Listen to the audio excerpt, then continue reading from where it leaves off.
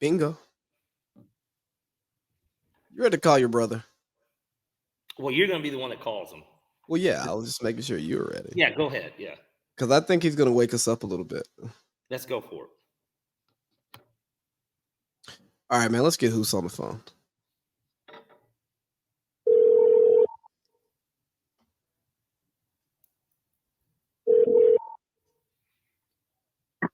Hello? Hey, Mr. Hodges, AC Lee here, and Parlay Pete from the AC Lee and Parlay Pete podcast, man. How you doing? Good. Hey, big fan of the show. First time caller, long time listener. Hey, man, thanks for your time today. We're talking about the Falcons hiring of Raheem Morris, and just to give you a little background, we talked about him being a good candidate.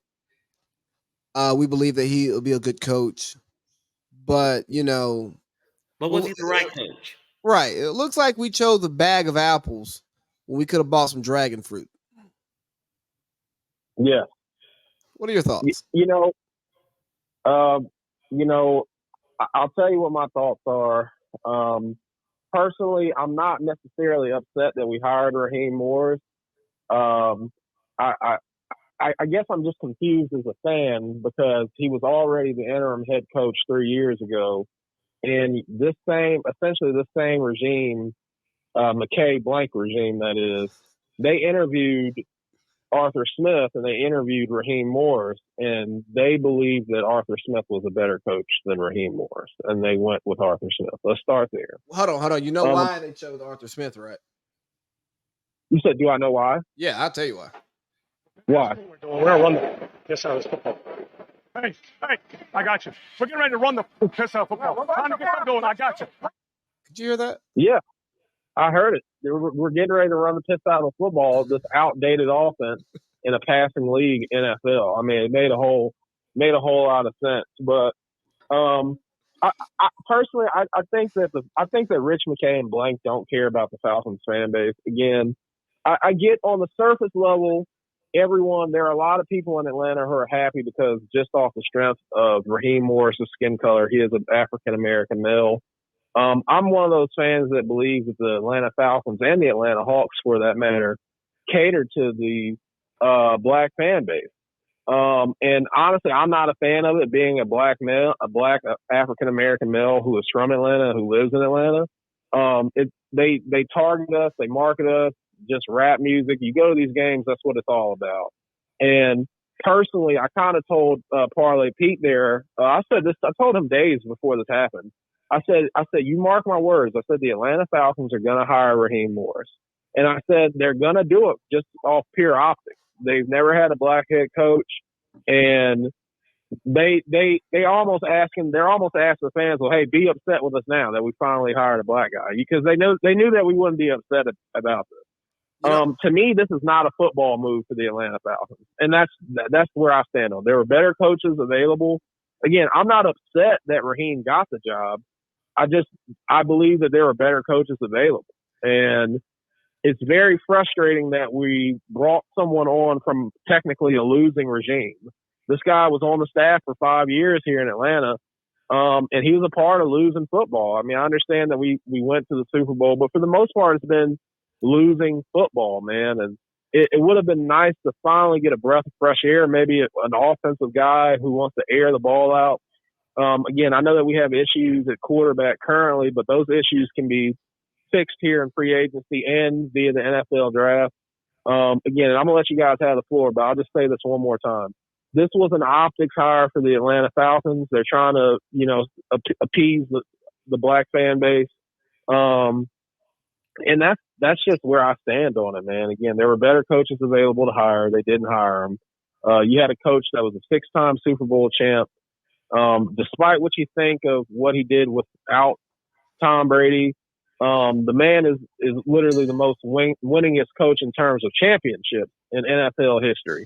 You had the opportunity to get him. You didn't get him.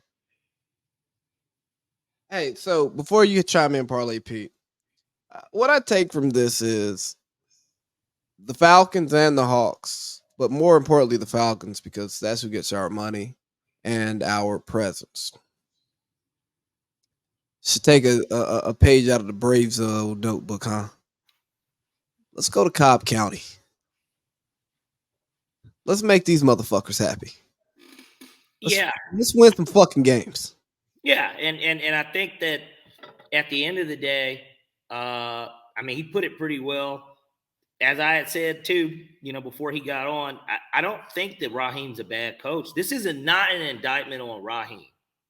It's an indictment on the organization and our structure and our mentality about winning football games. What is our approach to winning football games? Well, we'll hire somebody. Okay, who's somebody that we're hiring? In the case of an Arthur Smith, it's this guy, he had the best running back in the NFL at the time, but look, they won a lot of games and they shouldn't have fucking did it. Look at their quarterback situation. Look at their receivers.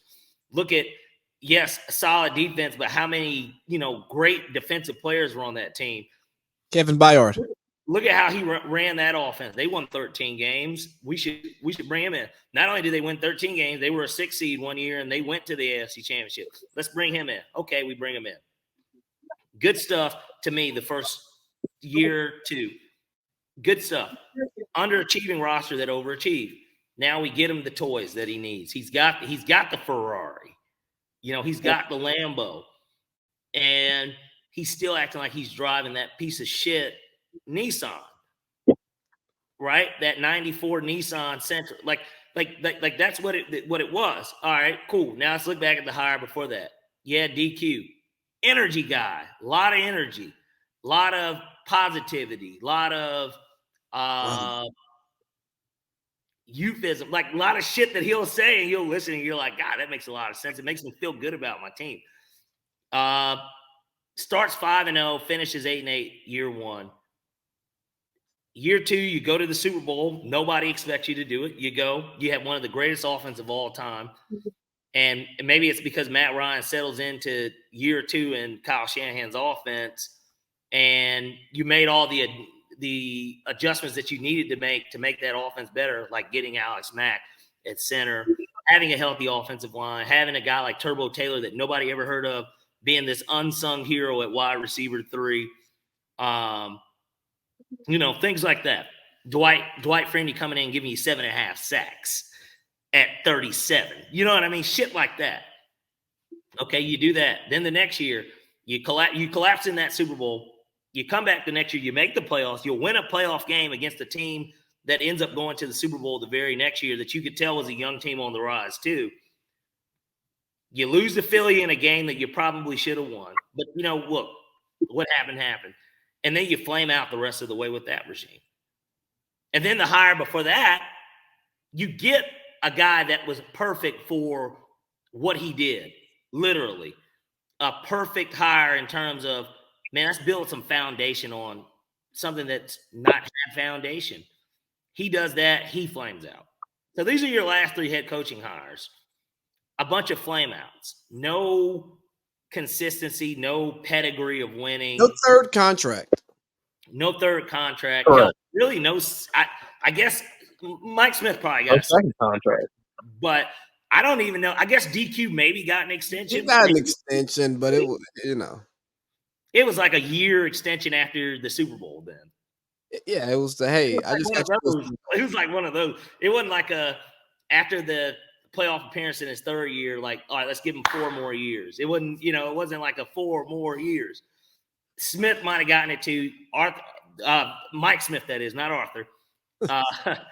But it's just, for me as a fan, it's disappointing. It's disappointing. We had a golden opportunity to go out and get that big fish that we so desperately do need too.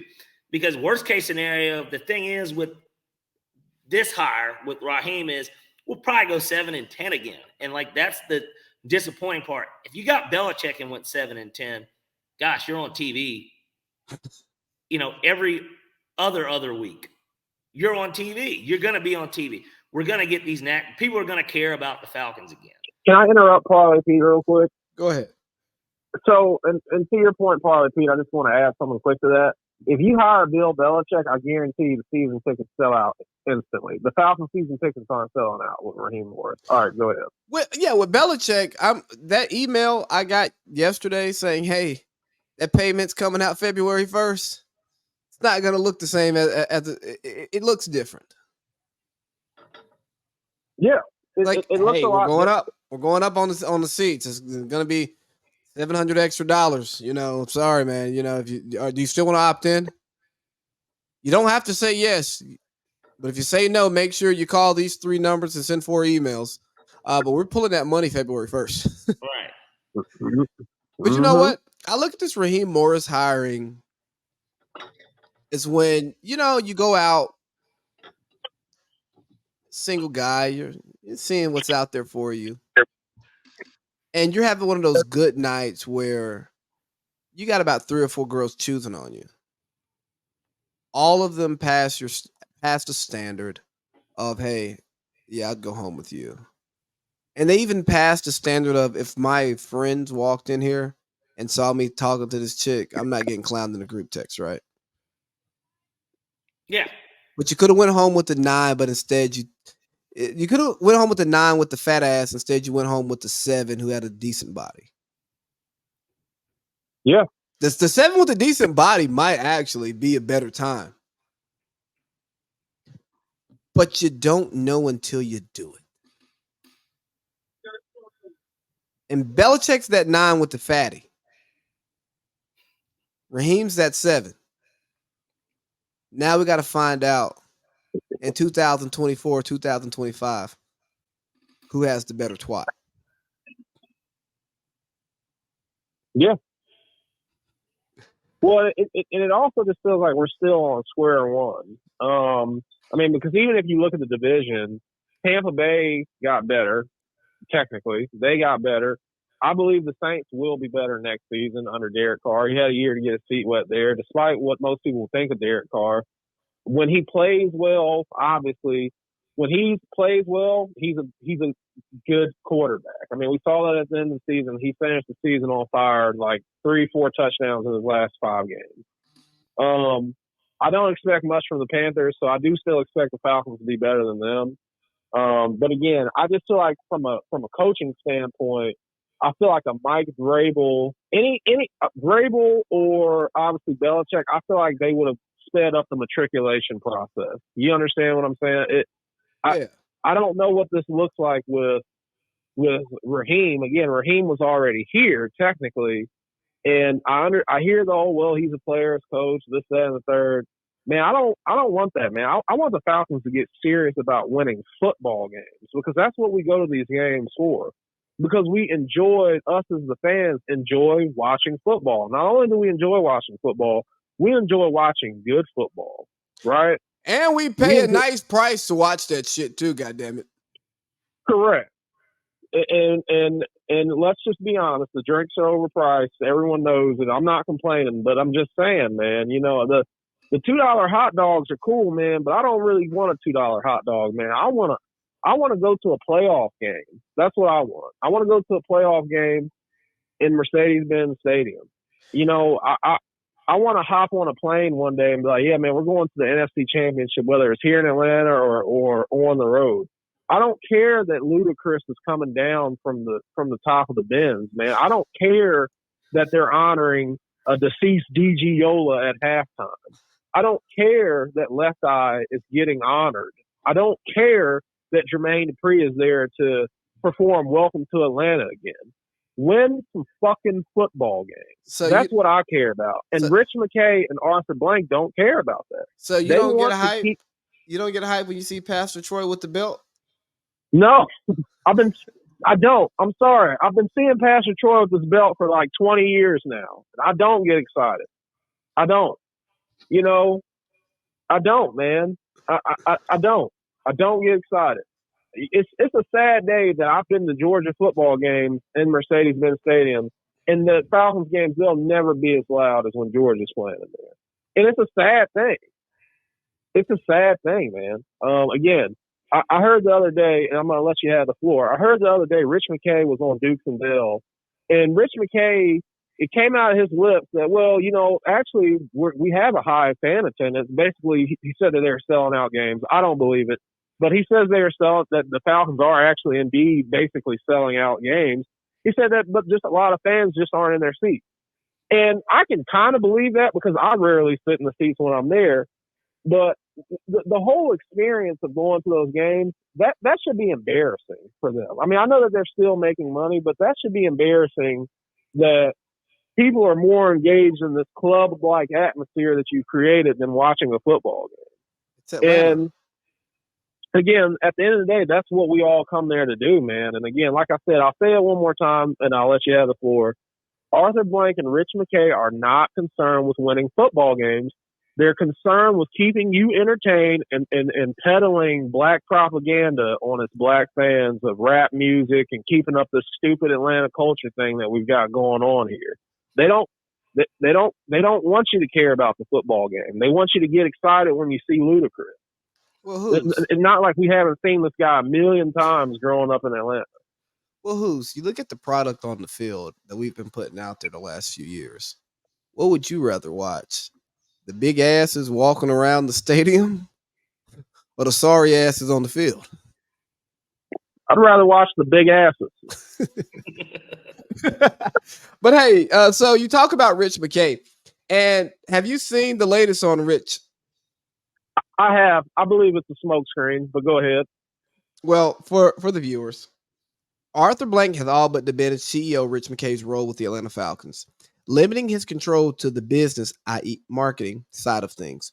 Although his day-to-day control is over the Falcons has finished, it is being reported that he will be heavily involved with Atlanta United's day-to-day operation. So our new head coach, Raheem Morris, and our now official GM, Terry Fontenot, will report to the owner and not Rich McKay. Now official, huh? Yeah, now official. But and let me just say this real quick. That just seems like a smokescreen to just appease the fans. How are we to know whether Raheem is going to be reporting to Blank directly himself? I mean, I feel like they've seen the excuse my language, but the bitching and moaning from fans on the internet about Rich McKay, and it's almost as if like they intentionally address that to appease the fans. They're like, well, hey guys, just so you know, because they didn't even have to put that information out there. Rich or someone called Adam Schefter and said, hey man, we need to just make this statement. Whether it's true or not, no fan will actually ever know whether it's true or not. Honestly, I don't think Arthur changed his number. I don't think Rich is going to watch less football. Yeah. I don't think he's going to evaluate less talent. Right. So again, I just think that's a smokescreen of a report, again, to just appease fans, to make fans think that Rich McKay doesn't have his paws all over this operation when he does. Which is why Belichick is not the head coach. Because this is what would have happened. If Belichick got hired, the first thing he would have did, he would have walked in the corporate office and he would have looked at Rich McKay and said, so what's your job here? And now he would take the players. You're fired. You're fired. You're fired. Yeah. Yeah. No, I do believe that's exactly. I know you've seen it, even being in leadership roles in the military, maybe when new brass or someone gets promoted up. But one of the first things they do when someone steps into a new leadership role, they start evaluating everyone's jobs, and they're trying to figure out, okay, well, who's useful and who isn't, who's in the way and who's not. And I guarantee Belichick would have walked up to Rich McKay and said, so what do you do around here? I got the news, buddy. And Rich wouldn't have had much to say. All he could have said is, "Hey man, I take calls for Arthur. That's my job." And Arthur gave him power of attorney. Right. Or better yet, Lee, I'll even say this: when you put in a post in the locker room about Joe Biden. And it said straight from the desk of Joe Biden. You're like, straight from the assistant's desk. Joe didn't make that announcement. The assistant did. Yeah. Rich McKay. Yo, it's the same thing we're seeing with the Atlanta Hawks, right? How the owner is letting his son run the franchise into the fucking ground. Yeah. Travis Blake was like the brightest up and coming GM in the league. No. My son, he knows better. Yeah. Arthur Blank goes, hey, look here, Terry Font. No, I know you came from an organization in our division who's owned us and throughout my entire ownership of this franchise. But I got this guy here. He won a Super Bowl back when defenses, bad quarterbacks win Super Bowls. When it mattered. He knows what the fuck he's talking about. That Drew Brees bullshit that y'all did, those lessons you learned from overpaying Drew Brees and letting the roster go to shit, that guy Mickey Loomis, he can't lick the dirt off our cleats, okay? You talk to my son up here, okay? Yeah, now he signs the checks too. He has to stamp in his office. Right. And if Rich signs it, I know it's good. I don't audit Rich. Nope. I don't ever Yeah, have. I don't know what type of I don't know what type of skeletons Blank's got in his closet, but Rich is his handler, man. He knows something that we don't, and you know it's. I hate to compare it to the Diddy Cassie thing, but it's just something weird going on with Rich McKay and Arthur Blank, and I'll leave it at that. I think you said the best thing, like probably like towards the back half of the season. Arthur just needs to sell this team to the fucking Kathy family. They're fucking winners. You damn right. Yeah, and maybe you damn right. Maybe you think the Cathys are gonna have Midtown's finest in between quarters dancing? Well, I'll tell you what the Cathys won't have. They won't have male cheerleaders walking around waving at fans. I can tell you that. The male cheerleaders go first.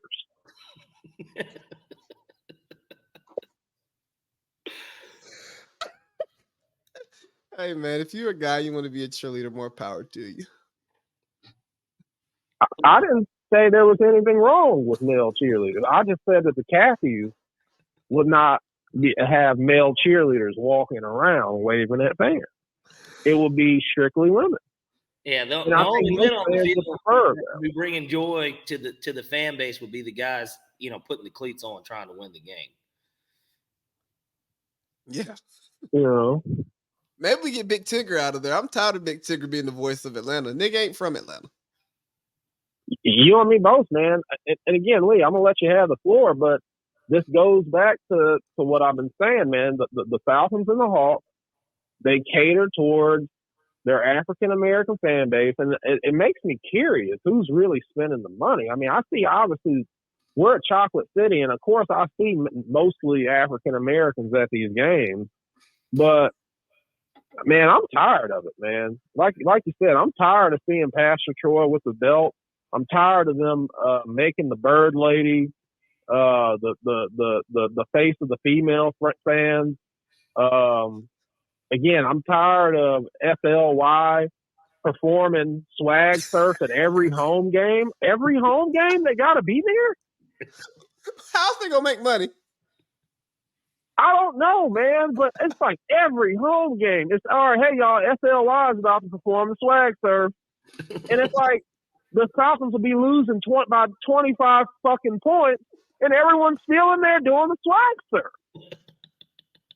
And it just blows my mind that people still want to do the swag surf when Arthur Smith is calling plays from Mikael Pruitt to Jonnu Smith. Well, you know, the Falcons game environment is that of the Sunday brunch environment in Atlanta. It's about going out, being seen, being lit. It's not actually about going out and enjoying the product, right? We go to football games to enjoy the games, right? When on certain nights, certain venues, when we hit the town, especially, you know, years ago, before I put this nice black ring on my finger, we're going out. We're trying to get some fucking ass. We're not going out for Instagram pictures. We're not going out to pop bottles and and have a section full of women. If it's 5 of us, we want the 5 women who are coming back to the Airbnb. Yes, sir. No pictures. Put that phone up, girl. Turn your location off. We don't need that nigga knocking on the door. Nope. Hey, we lit. We got 5 bottles of Casamigos. Yes, bitch. Yeah, on that Casamigos tonight. Nah, bro. We trying to get drunk and have fun. And on Sundays, we're trying to get drunk and watch football and win. And for the record, Casamigos sucks. Continue. Hey, this anejo is not that bad. $55 for a nice smooth anejo. It goes down like a sweet water. But I'd agree with you. I think Casamigos is overrated. But you can buy a bottle for $75 at Crew Lounge in Albany on a weekday. Mm-hmm. It's not bad. Not bad at all. Not bad at all. It just is one of those things, like I said, we're going to have to ride with this certainly through this first year. And, hey, look, the thought is this. If there's one positive outlier of the hire, is this. He's black. No. Maybe for some, but not for me. For me, he's going to be a better coach than Arthur Smith. And competent head coaching alone would have won us 9 games this year. Hey, and that gives you a chance to win the division. And we're likely going to get a OC who's touched the hem of Sean McVay's garment. Okay, but I have a question for you two, both of you, and I want you both to answer. Does it feel like anything has changed? Do you feel like the organization, obviously anything is better than Arthur Smith, right? So that's the defunct answer in itself. Well, at least it's not Arthur Smith. It's like, okay, well, fine. You win there. But outside of it not being Arthur Smith, does it feel like anything? Do you feel a breath of fresh air? Do you feel like that game one when we walk into Ben Stadium, we're about to be walking into a new mentality, a new mindset, an aggressive team, or a smart team that executes or that it can exploit other teams? Like, does it just feel like anything's changed? And I'll answer it first. It does not feel like anything has changed, and it doesn't feel like anything is going to change. Now, I want you to answer. Nothing changes for me until we jump up in that draft, or we make a splash for a free agent quarterback, or we trade for a quarterback that we didn't know was available. Yeah. And I would agree. I think it's going to ultimately come down to the guys that we're able to get. Are we able to upgrade this team from a talent standpoint? And certainly the quarterback position being the most important and pressing issue on the team. What do we do there? I think that once we figure out who the quarterback's going to be, we can kind of revisit the head coaching hire more in depth. But in terms of knowing what we know about who we could have hired, this is it's a C grade in my book. If we're going to go A to F, it's a C grade because we already kind of know exactly who he is because he was already here. And he did coach the team pretty much for a majority of that season. And granted, different roster. So I'll give him that. It's a different roster, but it doesn't move the needle for me as a fan, no. Same here. Needle's not moved, but we're optimistic. And I will tell you that I have more faith in Raheem Morris than I had in Desmond Ridder going into the season. Yeah. Yes, agreed. I agree with that too.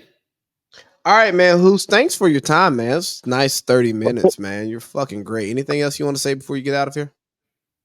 I just want to say thanks for having me on. It's always a pleasure. Hey guys, we'll see what happens. And side note, I don't want us to draft Daniels. I want us to move up and take Caleb Williams or Drake May. All right, man. Thanks. All right. Awesome. All right. Thanks, brothers. Talk to y'all soon. Thanks for coming on.